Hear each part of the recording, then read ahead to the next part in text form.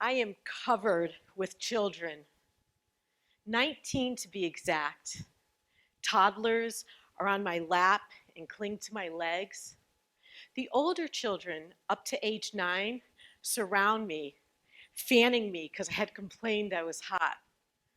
And then I made them those little accordion paper fans and airplanes. Those little toys will keep them occupied for a while because, well, all kids love new toys, right? It's such a joyous time. I forget that these children were abandoned, malnourished, and at the mercy of others. I forget too that there are 25 people living in 4 small rooms with no electricity, no running water, not enough beds, so many of them sleep on the floor. I forget a lot of things looking into the laughing eyes of these beautiful children. Someone once asked me what I thought of Haiti. My response was heaven and hell in one place. The people, the awesome people, the island with the mountains and the palm trees, it's heavenly.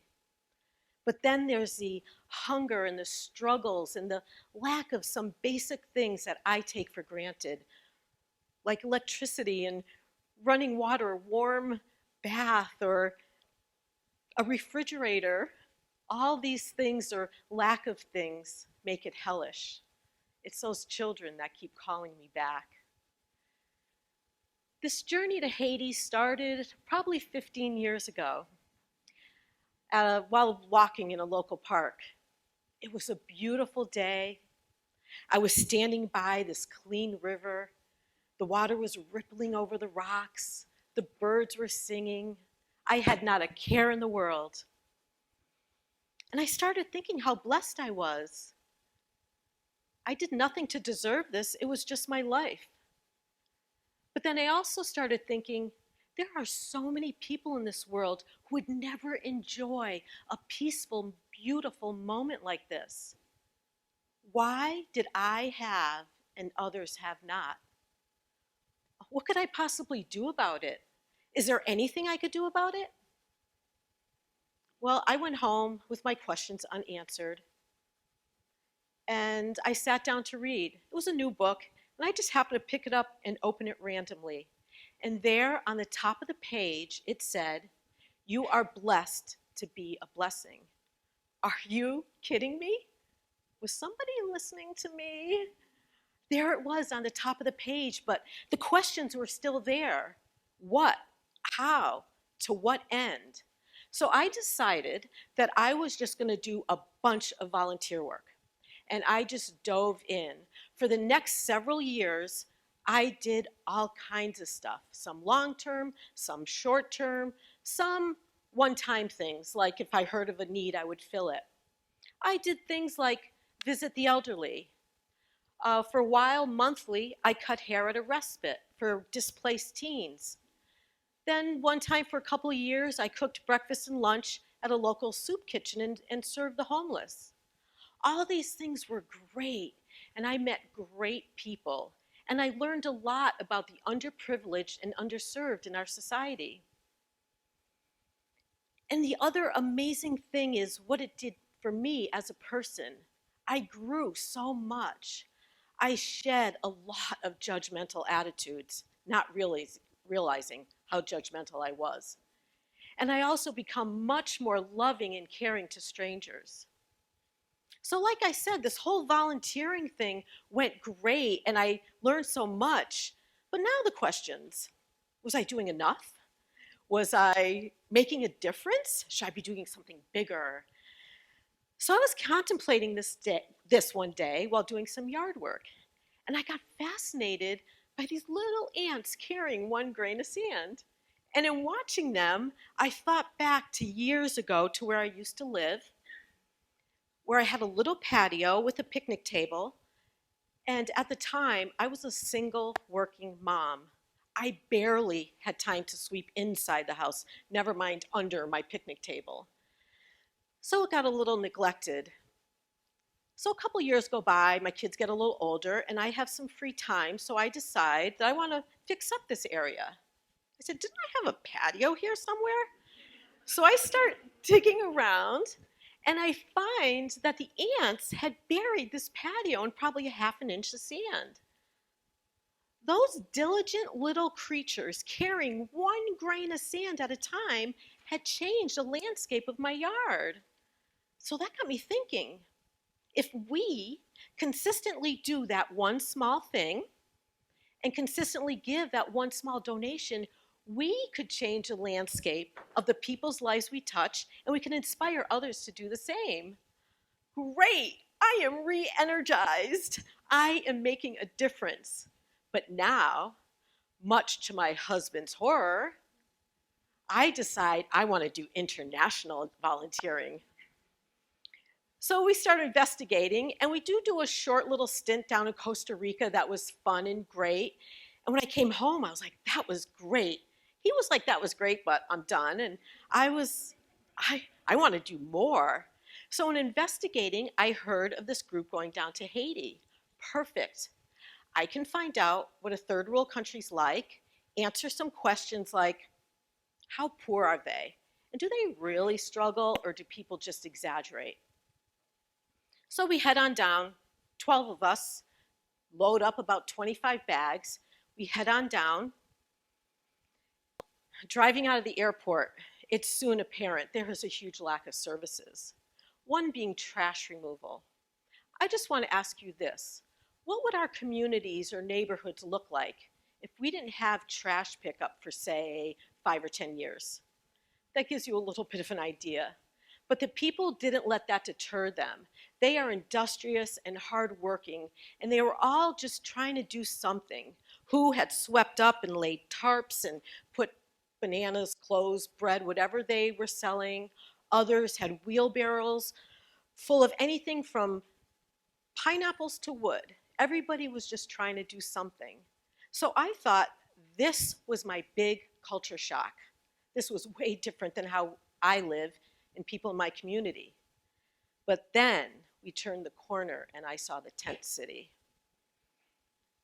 It was acres and acres and acres of tents, all just right up against each other with structures made of scrap wood or scrap metal with tarps, barely enough room to walk in between this.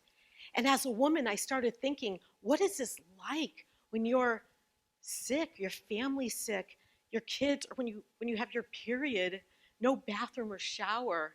You can't lay down and rest because as soon as the sun hits these structures, they turn into ovens.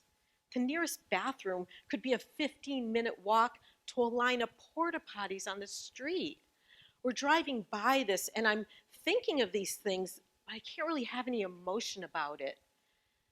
So we drive on, we get to our compound, we settle in. They find out I give talks to women at home. They ask me if I'll give talks to women there. Absolutely. So they introduce me to Dada as my interpreter, and we spend the next 3 days together. And we just get to talk, and I get to know her, and she's just this wonderful person. She's so intelligent and beautiful and caring for her people.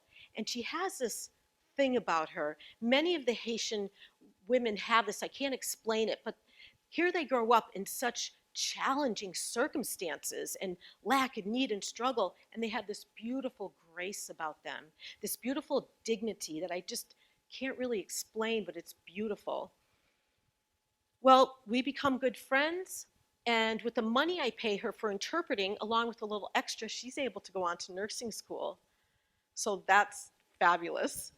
And besides giving these talks, I also joined the group in to hand out the things we brought, like clothing and personal care items. And we also bought some rice and beans that we were handing out. I'm a little uncomfortable with this. There's just something that doesn't seem right, and I tell my concerns to the leader of the group, but he says, no, this is what we do. So I'm a guest. I don't want to rock the boat in any way.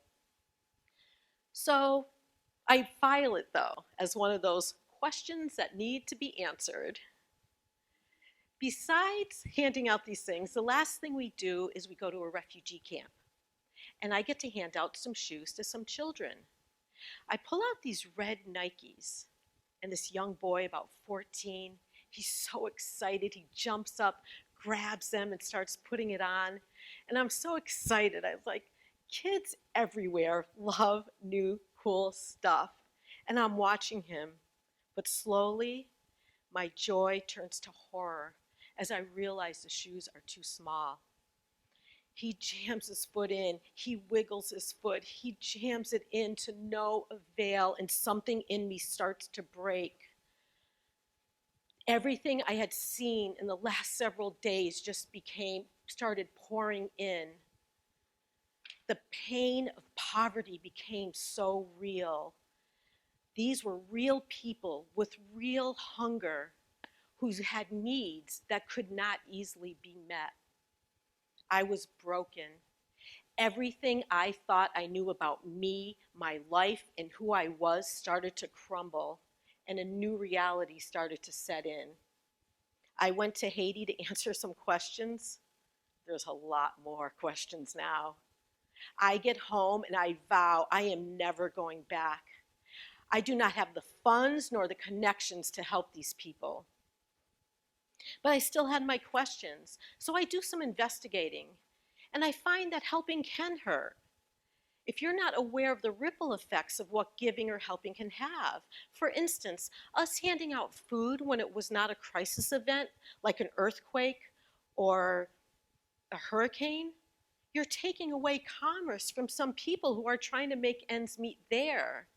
And not that we did this, but I've heard of people going to an orphanage and spending the week playing with the kids. That can be so damaging on so many levels. You're so fresh, fed, taken care of with your shiny toys. What does it look like compared to their workers who are underfed, undernourished, and don't always have health care? It makes a cultural imbalance. And so I'm not saying don't help and volunteer, because you know I am all about that. I'm just suggesting that you're aware, investigate how your money's being used, investigate what the ripple effects of the projects can have in an area, even here in our own hometowns. So yes, we made some mistakes, but we were just trying to do good, and we're human, we live and learn. But I'm not sorry I went, because Haiti changed me. Not only did I meet some incredibly awesome people, I was humbled. I learned that I am not special because I have stuff. And I also got to see the power of the human spirit to live and survive with adversity and in so much need. Now, Dada and I connect once in a while on Messenger. And one day she reaches out to me and she says she's taken in some malnourished children and would I help her? I say sure, because I trust her and I know the need down there. So some friends and I would send her money when she needed it. But I wanted to check out the situation, so I had booked a trip a couple of months out. In the meantime, people in the area found she was taking in these children and brought more. By the time I got there, there was those 19 children. And also, because children, like here in the foster care, a couple of girls aged out of orphanage and didn't have anywhere to live. So they were also living there, caring for the children in exchange for a place to live and food. After my American mind got over the shock of so many people living in such cramped, substandard conditions, I realized I was pretty much their sole supporter. Now, years after chasing answers to questions, I had my biggest question in front of me. Was I willing to take one small broken part of the world and make it work? Not only feed them, but educate them, teach them skills to be self-sufficient leaders in their community. Was I willing to do that next thing consistently and inspire others to do the same so we could change the landscape of these children's lives? Saying yes has been a roller coaster ride, from love and joy to fear and frustration. And I love going down there and seeing these kids. You know, I had this one little boy, Judson, who at a year and a half couldn't walk and just sat catatonic like because of his neglect. And 6 months later, he was chubby, running around happy. So I saw, and like I said, going down there and just loving on the kids and seeing them grow is awesome. But Dada wraps it up in one sentence. She says, "You have to go home and raise money. I have to stay here and take care of the kids." It's a perfect partnership. So this all started standing by a river, asking that one heartfelt question: why do I have and others have not? And then the river of life took me on an interesting ride that put me right in the midst of those who have not. You might be thinking the moral of this story is watch out what you ask, but I beg to differ, because this journey has enhanced my life so much. Even the really hard times have been fantastic because I learned so much about me and life, things I could never learn in a classroom. So I invite all of you to listen to your questions. In them, you may find your gifts. Listen to your heart and to what makes you cry, because in that, you're going to find what the world needs of you, and the world will be a better place because of you. So won't you join me in using your gifts just consistently over time, and maybe we can change the landscape of this world.